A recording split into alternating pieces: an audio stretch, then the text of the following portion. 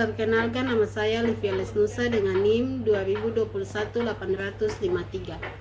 Perkenalkan, nama saya Dulce Maria Sangrila Febrianti Masiala dengan NIM 2021-80057. Dengan materi 4 teori pengangkutan dan proses penyerapan air. Di dalam teori pengangkutan ada teori tekanan akar, teori kapilaritas, teori sel pemompa, dan teori kohesi. Yang pertama, teori tekanan akar. Teori tekanan akar menyatakan bahwa air dan mineral naik ke atas karena adanya tekanan akar. Tekanan akar ini terjadi karena perbedaan konsentrasi air dalam air, tanah dengan cairan pada seluruh silen. Yang kedua, teori kapilaritas. Teori kapilaritas adalah peristiwa naik atau turunnya zat cair pada pembuluh atau pori-pori kecil. Peristiwa ini terjadi karena adanya gaya adhesi atau kohesi antara zat cair dan dinding pembuluh.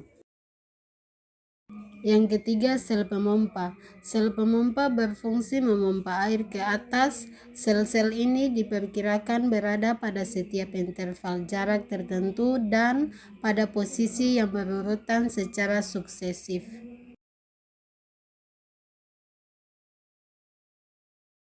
Dan yang terakhir, teori kohesi. Teori kohesi adalah elemen dasar dari teori kohesi untuk memperjelaskan pergerakan vertikal air dalam tubuh tumbuhan, yaitu tenaga pendorong, hidrasi pada lintasan yang dilalui, dan gaya kohesi antara molekul air.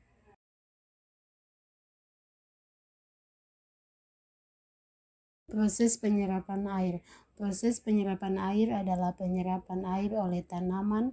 Air diserap dari tanah dan akhirnya mencapai daun setelah didistribusikan ke seluruh bagian tanaman. Ada dua jenis penyerapan. Perbedaan utama antara penyerapan air aktif dan penyerapan air pasif. Dalam penyerapan air aktif, akar tanaman menyerap air dengan usaha mereka sendiri. Ini terjadi bahkan ketika tingkat transpirasi rendah. Sel akar memainkan peran penting dalam penyerapan air. Dalam proses ini, di sisi lain dalam penyerapan pasif air, sel-sel akar memainkan peran apapun dalam penyerapan air. Mereka tetap pasif. Penyerapan air